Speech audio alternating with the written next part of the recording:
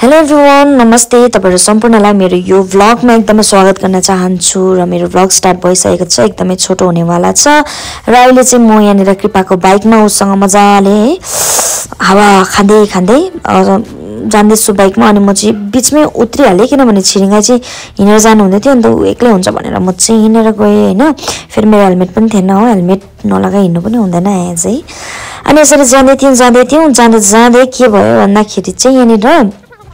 छिरिङाले चाहिँ दामी चस्मा लगाएर आउनु भएको रहेछ नि त आज चाहिँ अन्त चाहिँ मलाई पनि एकदम लगाउनु मन पर्यो अनि मलाई लगाउनु त भनेर यस्तरी हेरेँ हैन मेरो त लुगासँग म्याच गरे दामी देखेँ मलाई त भने मैले हो तर पनि के गर्नु अर्काको चस्मा के लाउनु भनेर दिइ पनि हालेँ हो त्यहाँदेखि यसरी हामी चाहिँ पुग्यौँ अफिस पुगेर आज चाहिँ निकै काम थियो हैन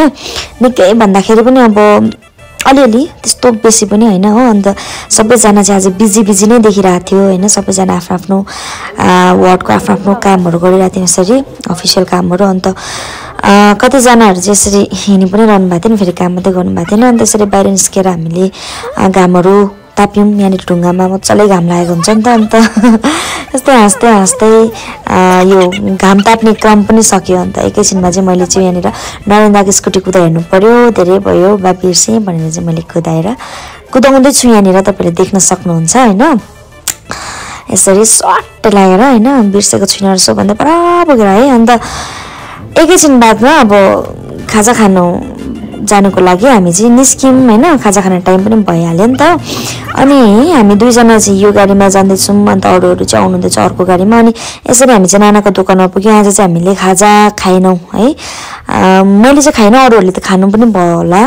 अनि किनभने आज चाहिँ मलाई त एकदमै अगाइरा थियो मज्जाले खाना खाएर गएको थिएँ नि त त्यसै कारणले गर्दाखेरि चाहिँ अगाइरा थियो त्यही भएर मैले चाहिँ पानीपुरी मात्र खाएँ पानीपुरी अनि चिया चाहिँ एकदमै अनिवार्य हो चिया चाहिँ खानै पर्छ है गाइज है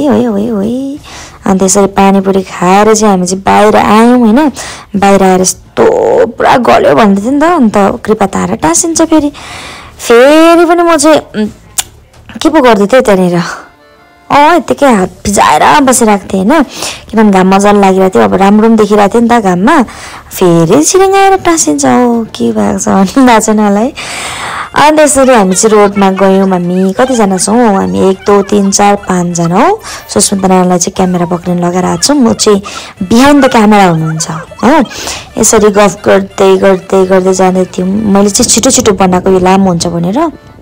अन्त यहाँनिर चाहिँ हाइवे क्याफेमा एकछिन बसौँ ल भनेर चाहिँ हामी यहाँ गयौँ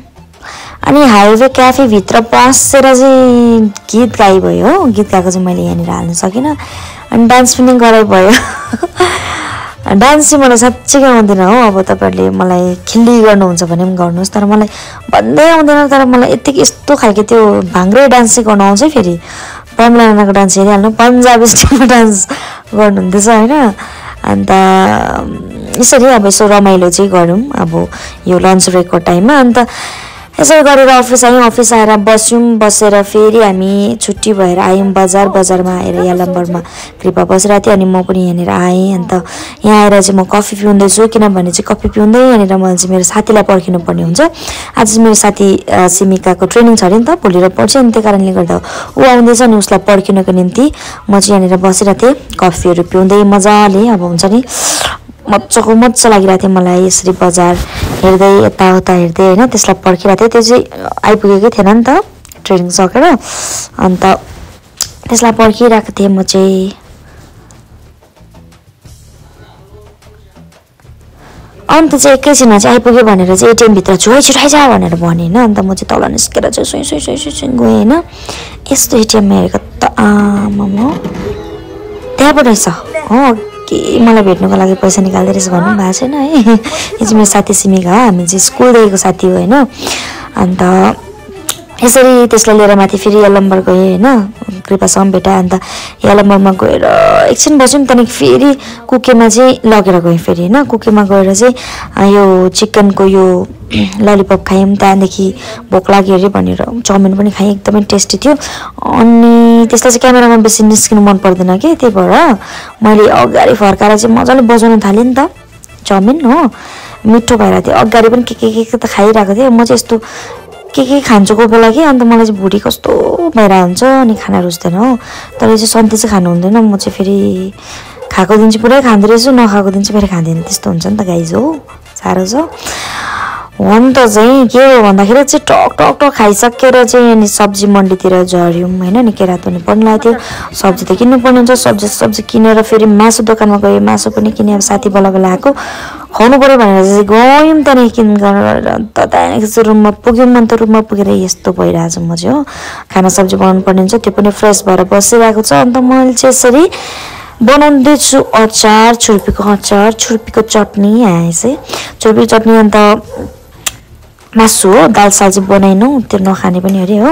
त्यहाँदेखि टक्कै खानासाना पनि पाक्यो। अन्त आमाहरूलाई चाहिँ फर्स्ट दिइहाल्यो, आमा र बहिनीलाई चाहिँ हामी चाहिँ भर्खर खाएर आएको भन्यो। अन्त आमाले चाहिँ भन्नुहुँदै थियो सँगै खानुपर्छ भन्नुहुँदै थियो, तर हामीले खाएनौँ। अनि चाहिँ सिमिका त अघि बेडमा पनि पसिसक्यो। र गाइस यसरी नै भोलि बिहान पनि भइसक्यो हो। अन्त अहिले चाहिँ म यहाँनिर पार्लरमा छु हो, त्यसको काम थियो अलिकति। अन्त यहाँ आएर चाहिँ मैले हिजो चाहिँ भन्नै बिर्सेछु बाई भनेर, अहिले मात्रै भनेको ल, बाई बाई।